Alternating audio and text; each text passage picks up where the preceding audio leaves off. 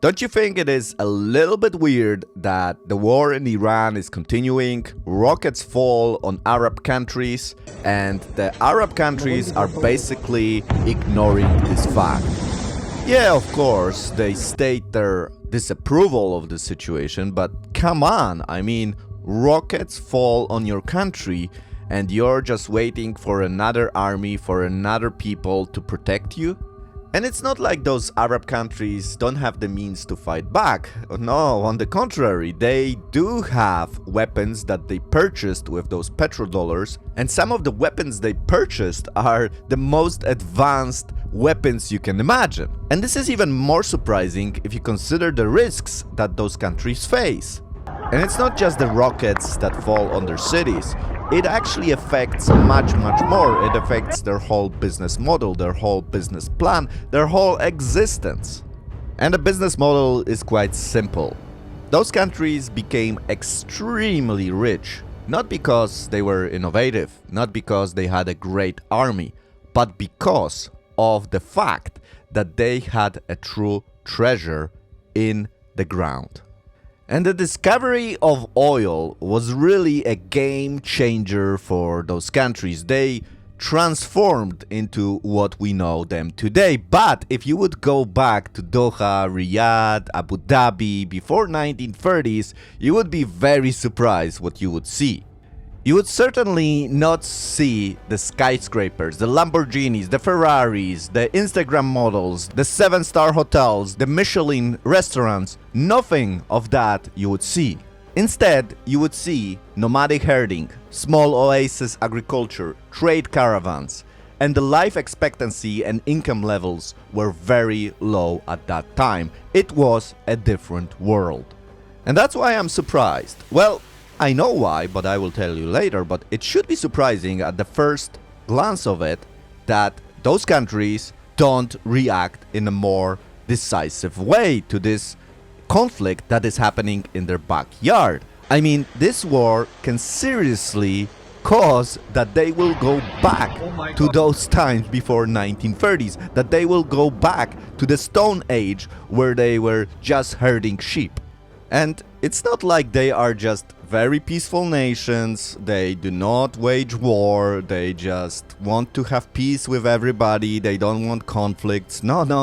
I mean, if you look at the history of this region is full of wars. And it's not just wars that happen from the outside, those nations continue to fight with each other all the time. But here somehow they are all very united and they do not want to attack Iran. And yet, in 1948, when Israel was re-established, almost all Arab countries attacked Israel. They attacked this small country of Israel. They lost, but they still attacked it. And I can already hear some people saying, well, Israel is different. It's this imperial plan to establish a foreign body in the Middle East. It's established by Great Britain, America, and so on. Well, let me give you a heads up. All the countries in the Middle East were established by foreign powers. They were established after World War I. Before that, you had the Ottoman Empire.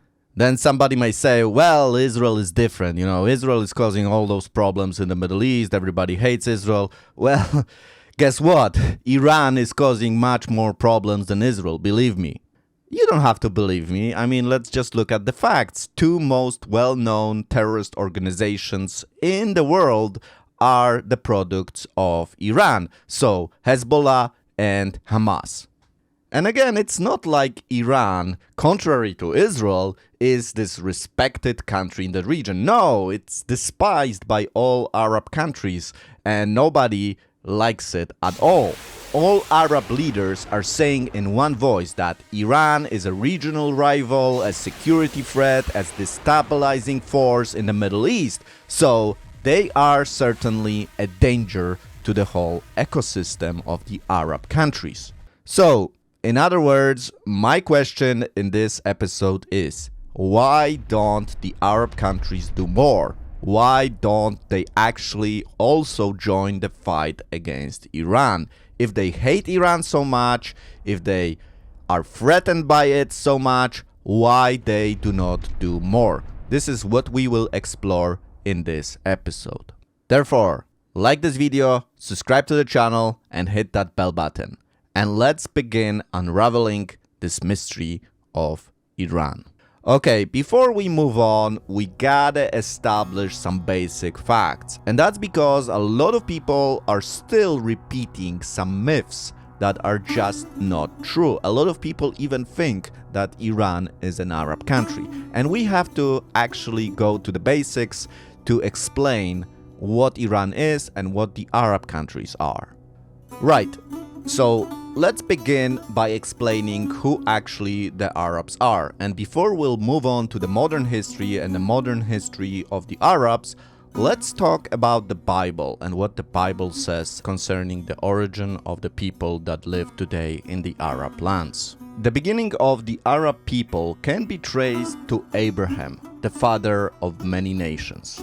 Yes, Abraham is not only dear to Jews, to Christians, but also Arabs, and that's because the Islam religion began in the Arab Peninsula, and in the Islam religion, Abraham is an important figure. And in Islam, Abraham is known as Ibrahim. According to Islam, Ibrahim is a prophet and a messenger of God. He rejected idolatry, he preached monotheism, and was chosen by God as a model of faith and submission. Ibrahim, according to the Islamic tradition, also built the Kaaba in Mecca. So you know the black structure that they circle around, and in that structure there is a black stone inside built into the structure. That's the Kaaba. And according to Islam, the rebuilders of the structure were Ibrahim, so Abraham, and not Isaac, but Ishmael. And this is one of the big differences between the Bible and the Quran. You see, in the Quran, it is Ishmael who is the son of the promise, while the Bible states that it is Isaac, the forefather of the Israelites. Now, this is a problem, you know, who are you gonna trust? You know, you have the Quran and you have the Bible. Well, I'm gonna stick with the older version, so the Bible. I believe it is the word of God and it is true, but if you are not a believer in that, then just the argument that the Bible is much older, much more ancient, should be quite important to you because the Bible was first and then came Islam. So perhaps you know the biblical narrative about Abraham and his son. Abraham and Sarah were getting pretty old. Abraham was 85 years, Sarah was about 75 years, and they had this promise from God that they will multiply and have this whole nations coming out of their descendants. But it's not happening and the time is going, you know, they're not getting any younger, so they decide to help God a little bit. Sarah finally says to Abraham, "Hey Abraham, you know, you have that slave girl from Egypt. Just have a child with her and that will solve the problem. You will have a descendant." And that's exactly what happened. Abraham had a child with Hagar and she bore a son called Ishmael. But the problem was that afterwards God said, this is not the son of the promise. But then again, you know, Ishmael was already created and he became the father of the 12 tribes. Here you can see the 12 tribes that Genesis 25:13-16 lists. And many scholars associate tribes like Kedar and Tema with the early Arabic nomadic people. However, it is very interesting what the Bible says about Ishmael's descendants. In Genesis 16:12 we read, "He will be a wild donkey of a man. His hand will be against everyone, and everyone's hand will be against him. And he will live to the east of all his brothers." Okay, so this is not very politically correct to call somebody a wild donkey, but this is what we got in the Bible. It actually means that such a person is very hard to control. That's what it actually means. A wild donkey was a totally different creature than the domestic donkeys. They were wild, they were stubborn, they were not easy to control. And if you look at the Arab nations today, they certainly do have that characteristics in them. A lot of nations came to the Middle East and wanted to control them. But it wasn't very successful. You had Great Britain that basically with France after World War I were controlling the whole Middle East.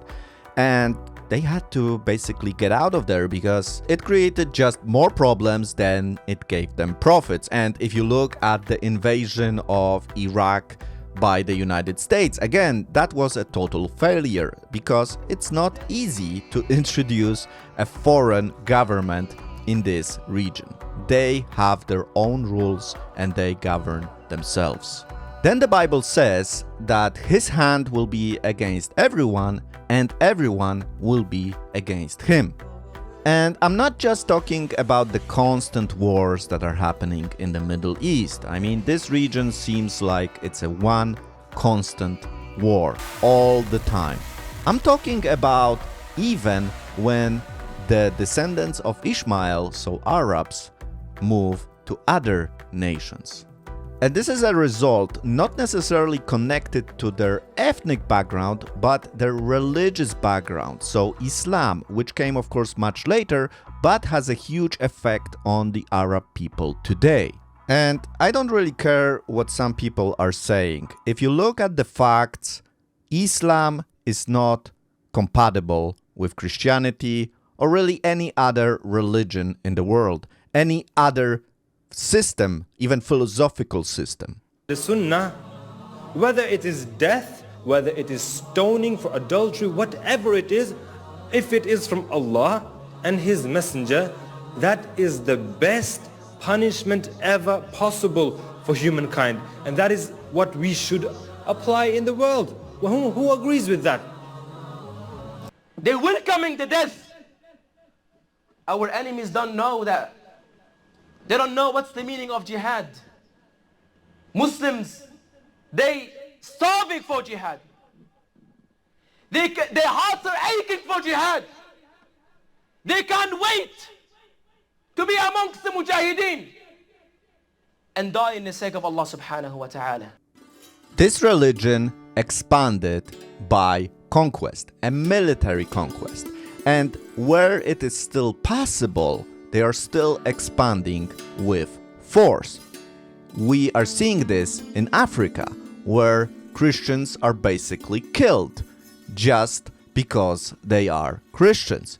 In Europe, in America, in other places, so for example even Australia, in Asia, it is less by force and military actions, but it is still very aggressive. It's either Islam or it's nothing.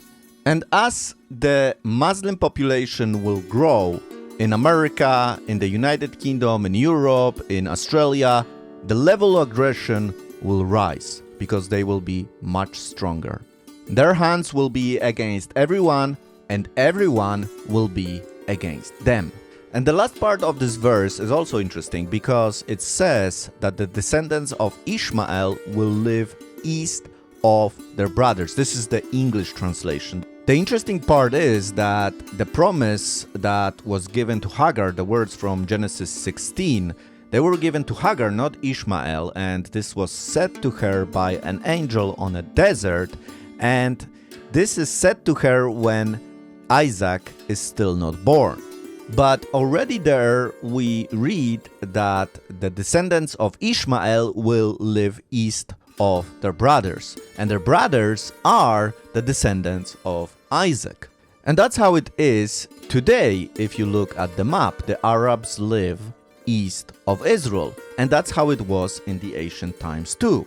However, the actual words that are used in Hebrew may be interpreted in various different ways. It doesn't just says east of your brothers. It actually may also portray this meaning that they will be opposed to your brother and even live next to your brother. And this is also all true. They are living east of Israel, they are living next to Israel, and they are all opposed to Israel. Now, this becomes intriguing if we consider the Abrahamic Accords that the current Trump administration is trying to enforce. Is it possible if we consider the words of the Bible? Well, they're trying. We'll see what happens. Now, returning to the origins of the Arabs. So, Abraham, even after having Isaac, had other sons. And this is a point that people often forget. Therefore, Abraham had a son with Hagar, the slave girl from Egypt, that's Ishmael. Then he had the son of the promise with Sarah, that's Isaac. And finally, after Sarah died, he had more sons with Keturah. We read about it in Genesis 25, 1-6. And one of the sons that was born from Keturah is Midian. And Midian became the forefather of the famous Midianites that lived in the desert. The Midianites are interesting because they are also considered the forefathers of today's Arabs, especially the Arabs that live in the Arab Peninsula, especially those that live in Saudi Arabia. Additionally, the Midianites are mentioned several times in the Bible, but certainly the most interesting mention is connected to Moses, because Moses lived among the Midianites when he escaped Egypt, and then he also had a wife whose name was Zipporah and who was a Midianite. So, those are of course the references to the origins of Arabs, but in the Bible we do have direct mentions of Arabs. For example, in the book of Nehemiah, we read, Now when Sanballat, Tobiah, the Arabs, the Ammonites, and the Ashdodites heard that the repair of the walls of Jerusalem went on, and that the breaches began to be closed, they were very angry. Yep, this is right after the exile. The Jews are now returning from Persia to the Promised Land, and the people that started settling there are not happy.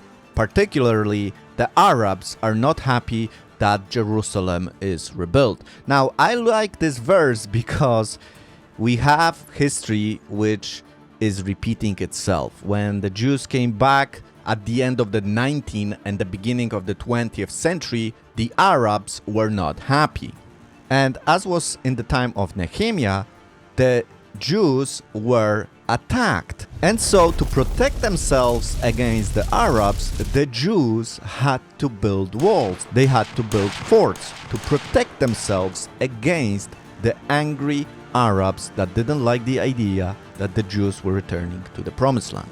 Fine, so we have the basic understanding of how the Bible presents the origins of the Arabs. Now, let's see what we can learn about the origins of the people that live today in Iran. Of course, I'm going to be talking mainly about the Persians because that's the majority that lives in Iran. And of course, I know that this country is far more diverse, but let's just focus on this one people group. But even here the task is not so easy because Persia, an ancient empire, it emerged on the national scene at a later stage. And to understand the true origins of this region, we gotta go way back.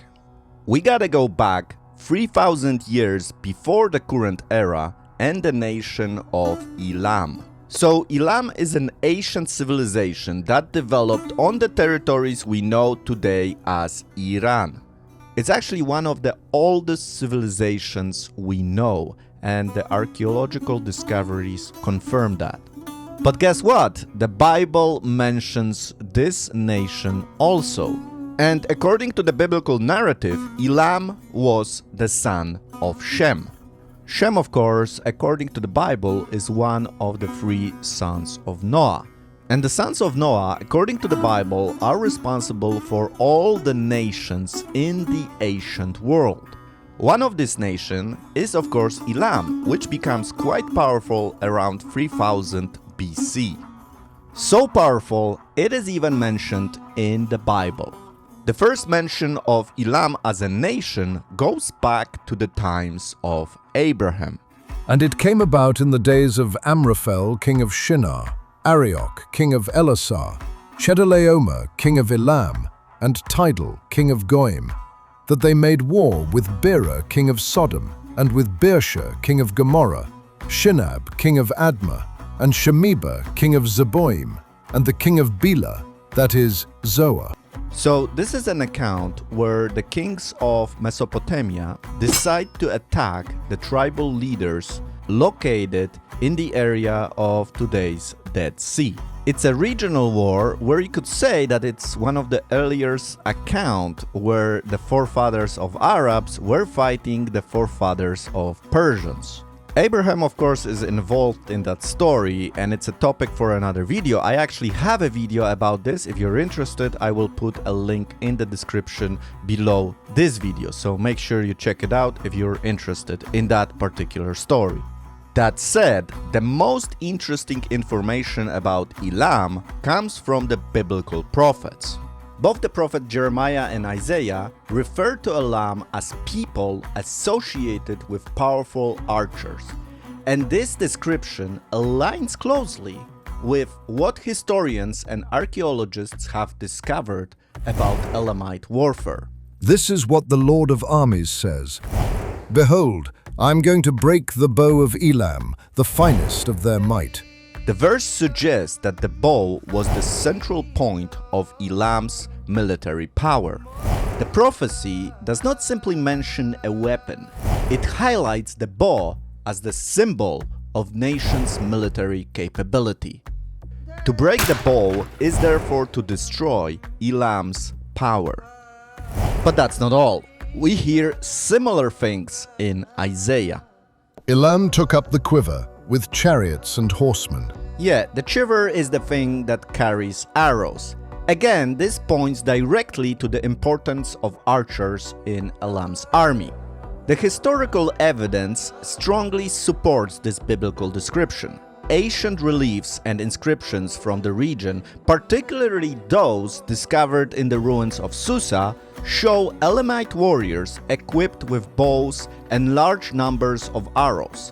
Archaeological findings in Mesopotamian records also indicate that Elamite forces were well known for their skilled archers, who were capable of fighting both from the ground and from chariots. While I'm saying to you those things, and if you look at the current situation in the war with Iran, I think a red light should lighten up in your head. Of course, today we don't use arrows. Well, we use them recreationally and for sport, but not for army. Today, the modern arrow is a rocket and missile. And this is exactly what we see in the arsenal of Iran. We live in extraordinary times, guys, because today we also see the bows of Elam, Iran, broken again. And after this conflict is done, Iran's missile capabilities will be broken. They are already significantly reduced if we compare the number of missiles that were sent the first day of the conflict and what is sent today. But then I know some people will say, wait, hold up. Are you saying that what we are seeing today is the fulfillment of the prophecy we read in Isaiah and Jeremiah? Didn't Assyria in the 7th century BC fulfill those ancient prophecies?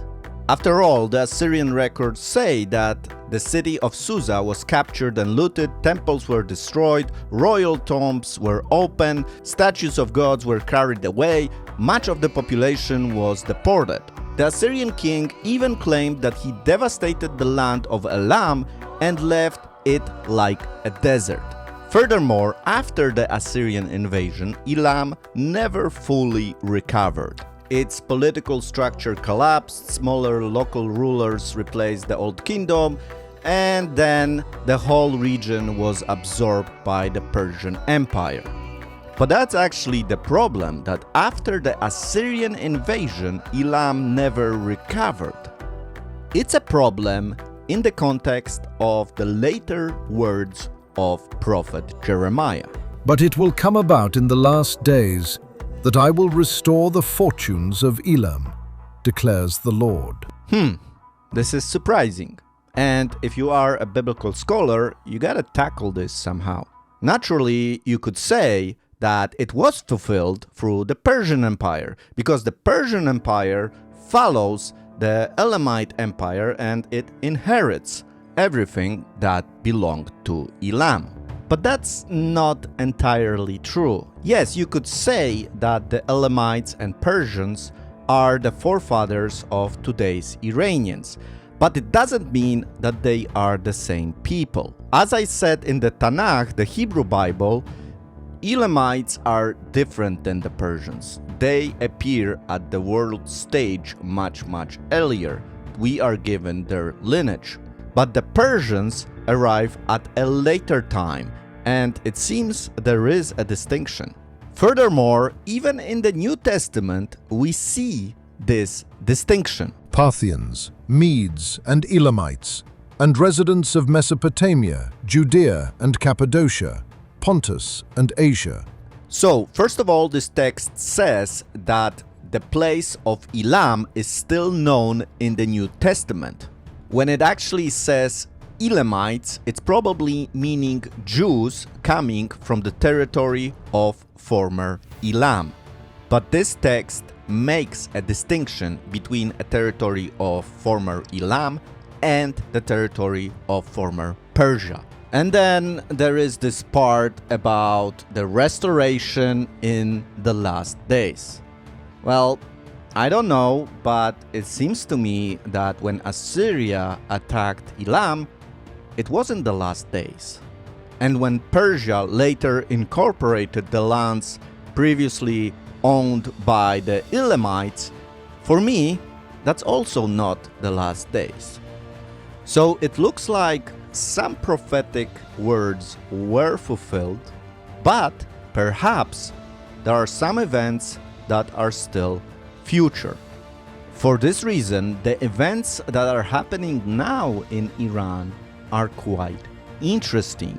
If you combine the prophecy about the bows and the arrows and what is Iran doing now, this becomes extremely interesting. It doesn't mean that the prophecy wasn't fulfilled when Assyria destroyed Elam, but it can mean that this prophecy has dual or even multiple fulfillments. Now, this topic is very interesting and it could be developed into a whole new teaching, but I must move on. So, if you are interested in this topic, let me know in the comments and perhaps we'll discuss it in the future. Continuing, we discussed Elam, and now let's talk a little bit about Persia. Persia is also interesting in the context of restoration. The Jewish people in general have very fond memories of the Persian Empire. After all, it is Persia that allowed the Jewish people to return to the Promised Land and establish there a province called Judea. The Persian ruler Cyrus that enabled this to happen is even called in the Hebrew Bible a Mashiach, which means an anointed one. Now, he's not the Mashiach, but he is a Mashiach, an anointed one by God and used for his purposes. Persia also did two things that are extremely important for the Jewish people. First of all, it is what I mentioned before, so it's the only empire actually that didn't destroy the nation of Israel, but it restored the nation of Israel. Additionally, the Persian Empire enabled the Jewish people to rebuild the temple, and this is huge. Because of its involvement in the two most important realities in the Jewish world, so the land and the temple, Persia has a special place in the heart of many Jewish people. Even to a point that there are Jewish discussions in Jewish sources, in Jewish teaching about Persian involvement before the establishment of the Messianic age. And in the context of current events, I think they are quite interesting. So for example, a famous rabbi, Yehuda Hanassi, was saying, in the future, Persia will fall in the hands of Rome. What? Persia, Rome? We don't have this today. Okay, but we need to understand what those terms mean, and they are just symbols. So Rome means the Western civilization, and Persia means the Eastern civilization. But then in another discussion, it says the opposite, that in the future, Rome will fall into the hands of Persia. Even though those two statements may seem contradictory to each other, they both may be true, because they don't have to talk about the same time. And we certainly see this struggle today between the Western civilization, let's say the Judeo-Christian civilization, and the Eastern civilization. There is a battle between those two worlds right now. And the Jewish texts say that this battle will only intensify before the Messianic age.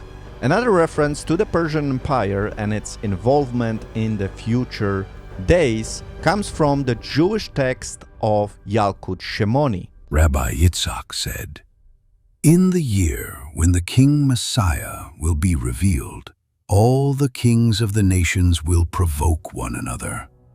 The king of Persia will provoke an Arab king, and the Arab king will go to Edom for counsel, and the whole world will be in panic." Sounds interesting, huh? It kind of reminds us of what is happening today. Well, the Arabs haven't attacked ancient Persia yet, so Iran, but they are provoked. Additionally, we see the panic in the world over this conflict. Everybody is freaking out because of this conflict. So, will the ancient Persia, today's Iran, play a significant role before the Messianic age? Are we still awaiting the recovery, the restoration of Elam? But let's move on, because there are still things that we need to cover. Now let's talk about the origins of Arab-Persian rivalry. This struggle for power over this region can't be traced to the 7th century. This is also when the conquest of Islam began, and they started to capture territory of the former Persian Empire and at that time the Sassanid Empire. This was, however, an alien religion for the Persian people.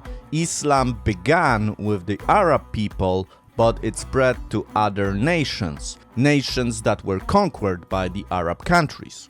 But even though the Sasanian Empire was conquered, it still was able to create its own distinct version of Islam.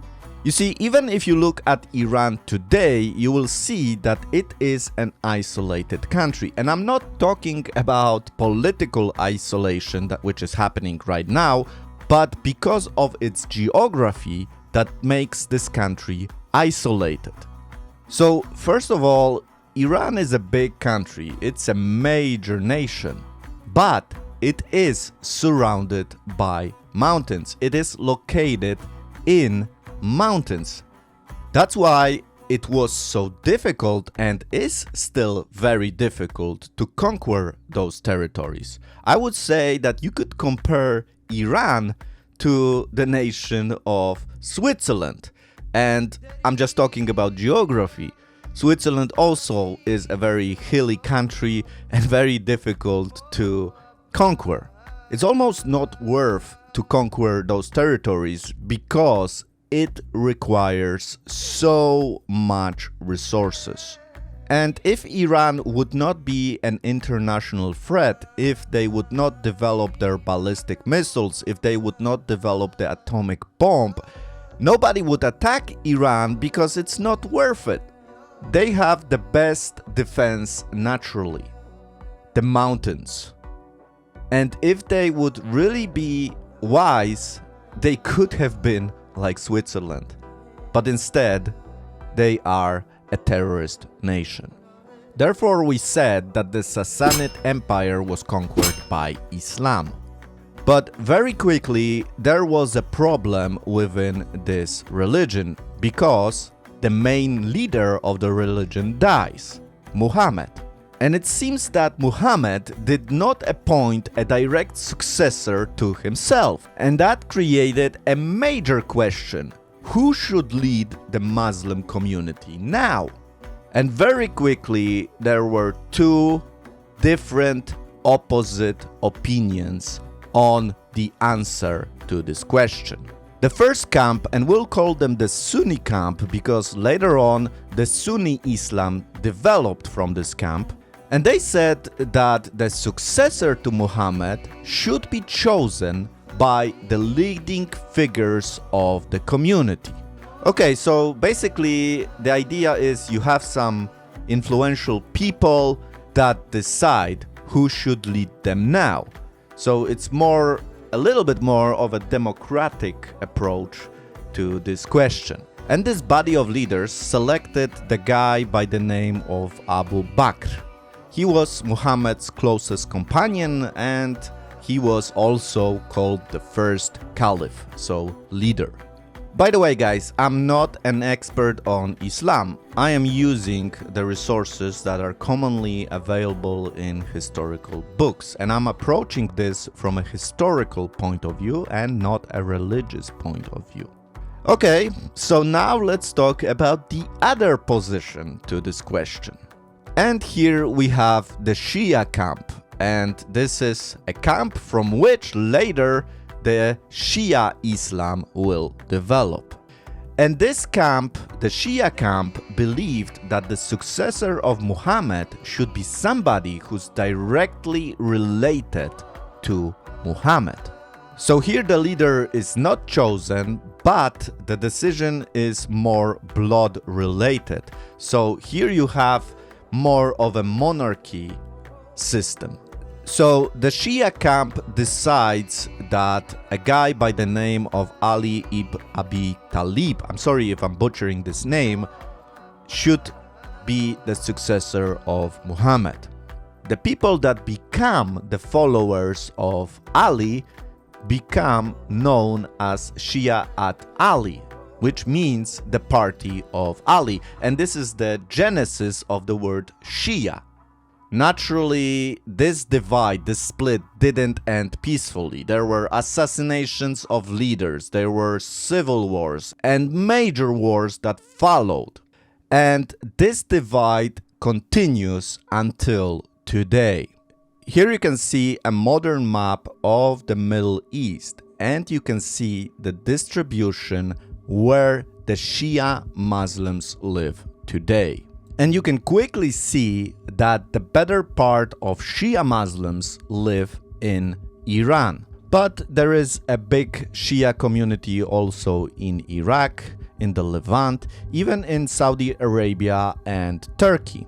On the same note, you can also see that there are large Sunni communities in Iran. Therefore, it's not such a black and white issue. There are gray areas. It's not such a clear cut between the countries that are Shia and the countries that are Sunni. So, coming back to my question from the beginning of the video, from a demographic point of view, you could see that some Sunnis in Saudi Arabia would not like to attack Iran because there are fellow worshippers in Iran. Additionally, we have the economic argument, which we mentioned in the beginning. So the Arab countries wouldn't like to attack Iran because it's a huge risk for an escalation and destabilization of this territory, which they want to be stable for exports of oil. But still, considering the wars that the Shia Muslims and the Sunni Muslims had in the past, which were very dramatic, very brutal, it kinda doesn't make sense. I mean, Iran is doing a lot to provoke the Arab countries. Iran is destroying their oil fields, it's destroying its tourist industry, it's destroying the stability of the region. And still, the Arab countries are doing basically nothing. So, in the last part of this video, I want to talk about a biblical perspective on a major conflict that will happen in this region. And this is a conflict which is described in the book of Ezekiel, chapters 38 and 39, and it is often called the War of Gog and Magog. So obviously I'm not gonna do the whole exegesis of this text because there is a lot to cover here, but I would just like to highlight a few things we can see from this text. Thus, in chapter 38, we can actually read that Persia will be one of the nations creating a coalition against Israel. Persia, Cush, and Put with them, all of them with buckler and helmet. Naturally, if you read those chapters, you will see that there are more nations that are mentioned in this battle. Let me just give you the suggestions from modern biblical scholars who describe who those nations are today. Remember, those are again suggestions, they're not definite, but it may well be those nations. So first we got Gog of Magog, and this is often associated with Russia or regions of north of the Black Sea. Then we got Magog, which often is described as southern Russia, Ukraine, or Central Asian steppes. Third is Meshech, and this is Turkey. Then it's Tubal, again Turkey. Persia, we discussed it, it's Iran. Cush, Sudan, Ethiopia region. Put, that's Libya, North Africa. Gomer, that's often linked to Turkey, other parts of Eastern Europe. And Beth Togmar, this is Eastern Turkey, Armenia region. What is striking to you when I read the list of the modern countries that will join this coalition against Israel? Well, there are no Arab nations. And the biblical text says that some nations will intentionally avoid this conflict. Sheba and Dedan and the merchants of Tarshish with all its villages will say to you, "Have you come to capture spoils? Have you assembled your contingent to seize plunder, to carry away silver and gold, to take away livestock and goods, to capture great spoils?" Many scholars connect Sheba and Dedan with parts of Arabia, Saudi Arabian region. And because they questioned the invasion instead of joining it, some interpretations suggest that the Arab nations will remain neutral or distant in this scenario. And this is quite interesting if we consider the current situation. So I hope this video was interesting to you. We have covered a lot from different angles, biblical, historical, and I hope this gives you a better understanding of the current conflict. Once again, I want to highlight that I created the maps, the 3D illustrations, 3D renders myself. I did not use AI, and you know, perhaps you like AI, perhaps you think it's better, but I'm more of a traditionalist, at least for now, and that's how I do it. If you would like to support my work as a creator of those presentations, the best way to do it is through Patreon or PayPal. I will leave links in the description of these videos, so make sure to check them out. Also, like the video, subscribe to the channel, and hit that bell button.